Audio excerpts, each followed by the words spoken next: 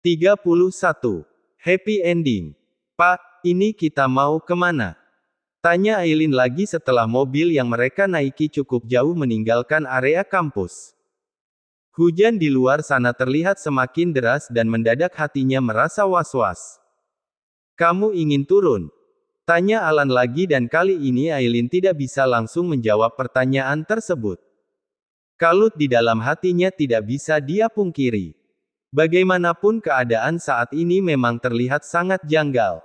Bukan di kampus tapi mereka malah berdua seperti ini. Tapi untuk menyerah pun rasanya begitu sulit untuk Aileen lakukan. Jika tidak hari ini entah kapan lagi Pak Alan akan membaca laporan ujian akhirnya. Tidak, aku tidak mau turun sebelum Bapak membaca laporanku, putus Aileen.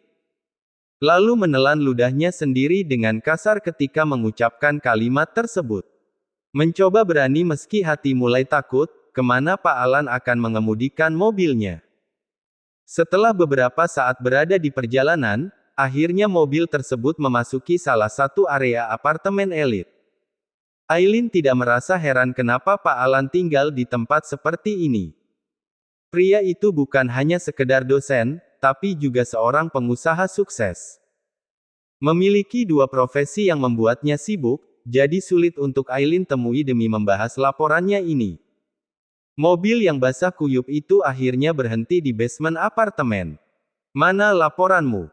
Pinta Alan langsung setelah mobil itu terhenti. Aileen buru-buru mengeluarkan laporannya dan menyerahkan pada sang dosen. Di dalam mobil tersebut mereka bimbingan. Beberapa saat keduanya berdiskusi, Aileen sadar memang ada beberapa hal yang belum sempurna dengan laporannya. Ini bukanlah kesalahan fatal, hanya perlu diperbaiki untuk bisa mendapatkan nilai A. Jika dalam keadaan serius seperti itu, Aileen patuh sekali pada Alan. Berulang kali dia mengangguk tanda paham. Narasi yang ku garis bawahi silahkan kamu ubah. Setelah ini semua selesai kamu bisa segera mendaftarkan diri untuk wisuda akhir tahun ini, ucap Alan. Namun karena tidak sahutan dia jadi menatap ke arah Aileen dan malah melihat gadis barbar tersebut tidur di kursinya. Nafasnya yang teratur bahkan mampu dia dengar dengan jelas. Astaga, apa dia pikir semua ucapanku adalah dongeng? Tanya Alan, pertanyaan tanpa jawaban. Alan kemudian mengambil ponselnya dan menghubungi Nathan, dia sangat mengenal pria itu sebagai kakak dari Aileen.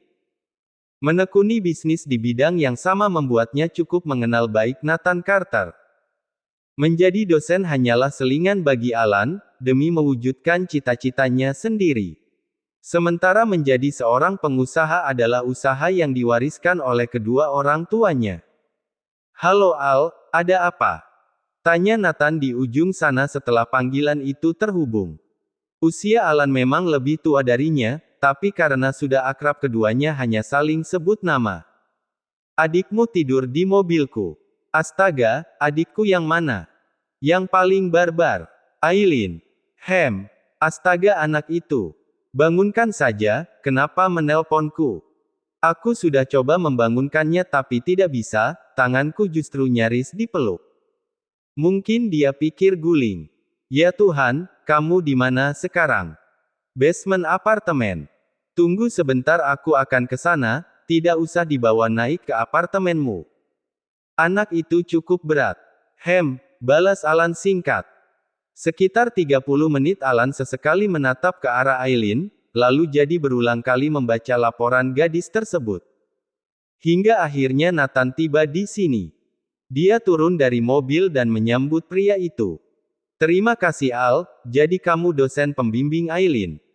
Tanya Nathan, menebak seperti itu setelah memikirkan banyak hal selama dalam perjalanan, tentang Aileen dan Alan yang bisa bersama seperti ini. Ditanya seperti itu, Alan pun mengangguk. Kenapa tidak bilang dari dulu? Aku paling tidak suka pekerjaan dicampur pada kehidupan pribadi, tapi hari ini pengecualian. Daripada dedimu yang marah, lebih baik kamu yang jemput. Nathan terkekeh pelan, dia segera menggendong Aileen untuk dipindah ke dalam mobilnya. Maaf merepotkanmu Al, ucap Nathan setelah dia menutup pintu untuk sang adik. Aku akan langsung pergi, kata Nathan lagi dan Alan hanya mengangguk. Selepas mobil itu pergi Alan mengambil ponselnya di saku celana, melihat beberapa foto Aileen yang sempat dia ambil saat gadis itu tidur. Aileen membuka mata dan mendapati diri sudah berada di dalam kamarnya sendiri. Sesaat dia tidak mengingat apapun tentang kejadian beberapa waktu lalu, setelah duduk beberapa saat di atas ranjang dia baru teringat jika sore tadi hujan turun dan dia masuk ke dalam mobil Pak Alan, lalu membahas laporan akhirnya di basemen apartemen pria itu dan tiba-tiba sekarang Aileen sudah ada di rumah. Loh kok aku di sini? Bagaimana caranya aku pulang? Apa Pak Alan yang membawaku? Gumam Aileen, mendadak cemas sendiri, dia sampai meraba tubuhnya takut diapa-apakan. Memeriksa sekeliling dan melihat tas yang dia pakai tadi di atas meja. Secepat yang Aileen bisa dia turun dari atas ranjang dan berlari keluar. Mommy. Panggil Aileen, memanggil seseorang yang jelas sudah tahu semua apa yang terjadi. Tapi yang pertama kali dia lihat adalah sang kakak, Nathan. Kenapa kamu teriak-teriak seperti itu? Tanya Nathan, dia meneliti penampilan sang adik, melihat Aileen yang masih menggunakan baju sama seperti tadi, artinya Aileen belum mandi. Sementara sekarang sudah waktunya makan malam. Maaf kak, aku ingin tanya pada Mommy bagaimana caranya aku pulang. Bagaimana dengan Pak Alan, balas Aileen. Nathan lantas menghela nafas berat saat mendengar ucapan tersebut. Aku yang membawamu pulang, tadi dosenmu menghubungi aku. Kamu tertidur di mobil Pak Alan, terang Nathan, dia sengaja bicara dengan formal saat menyebut nama Alan, karena tetap ingin memiliki hubungan yang profesional. Aileen sontak menggaruk kepalanya yang tidak gatal, baru sadar jika dia pun tertidur di kursi mobil pria itu. Tapi mau bagaimana lagi, kedua matanya terasa begitu berat, rasa kantuk itu berujung tidak bisa dia kendalikan. Apalagi saat mendengar Pak Alan bicara, sudah terdengar seperti lagu pengantar tidur untuknya. Mandilah, setelah itu turun untuk makan malam, titah Nathan. Baik kak, jawab Aileen lesu. Dengan langkah lunglai Aileen kembali masuk ke dalam kamarnya. Terbersit di pikiran untuk menghubungi Pak Alan sekarang juga, meminta maaf dengan segera. Jangan sampai kejadian ini membuat pria itu semakin marah dan berakibat fatal pada nilai ujian akhirnya.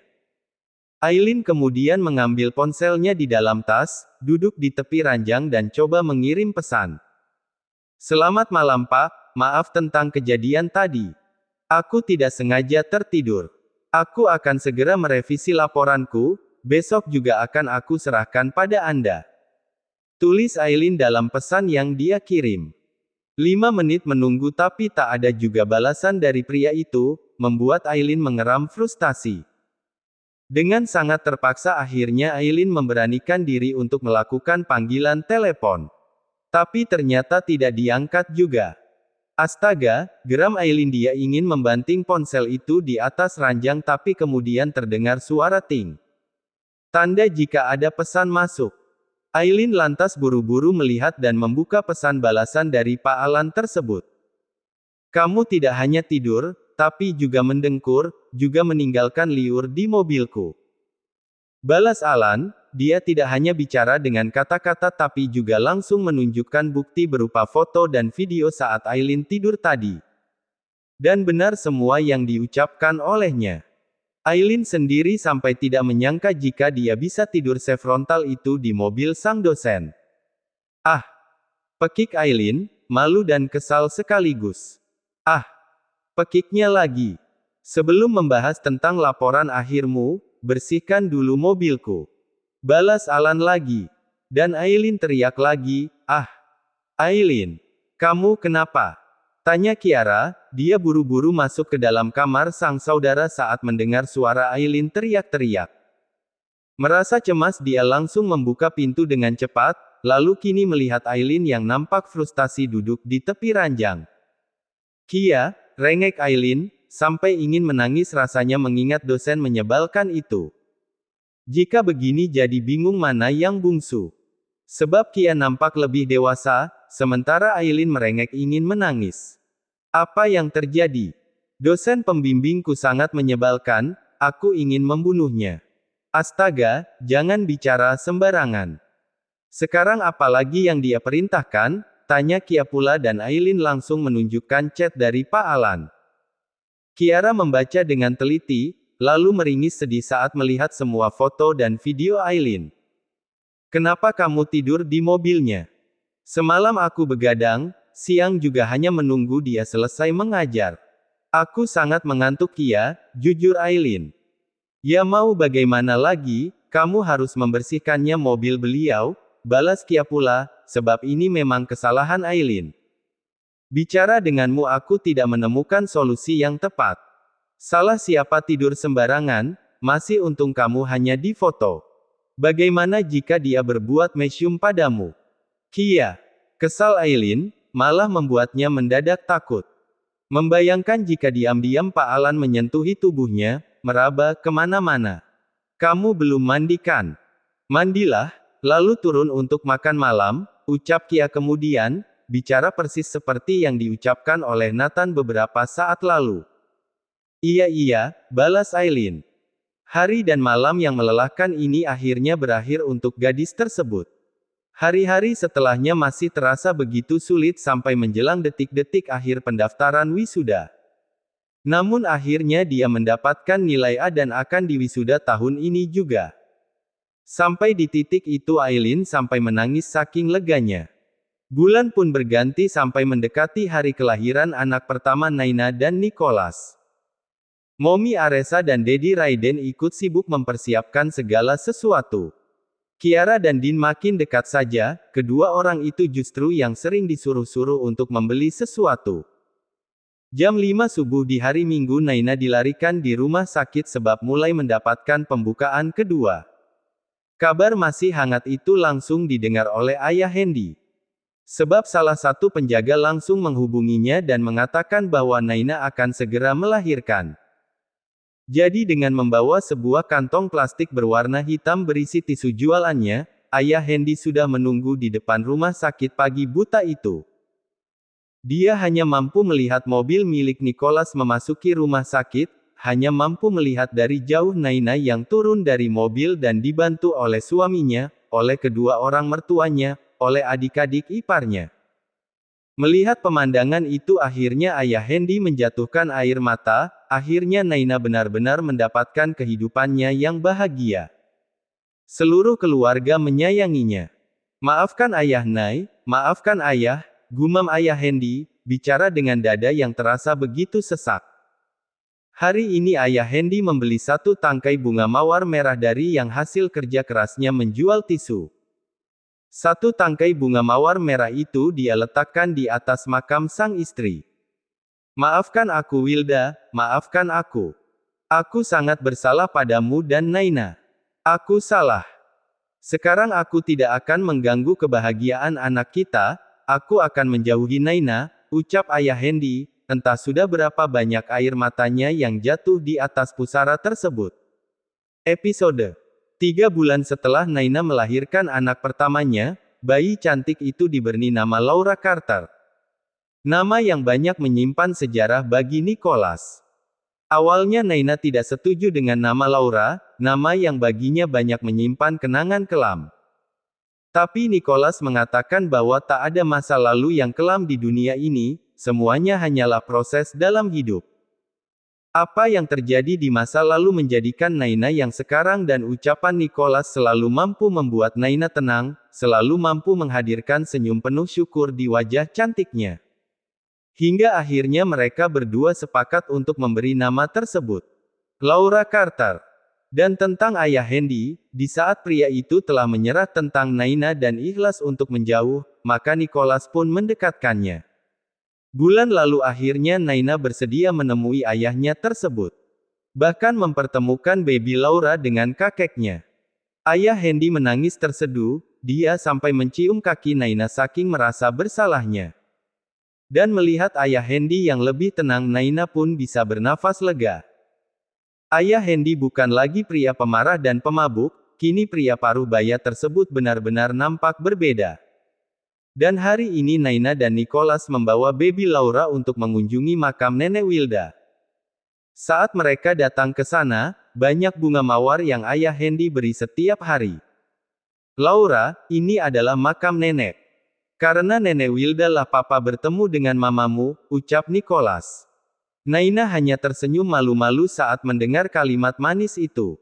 Sementara baby Laura hanya menggeliat-menggeliat tidak tenang, ingin segera menyusu. Bu, terima kasih untuk semuanya.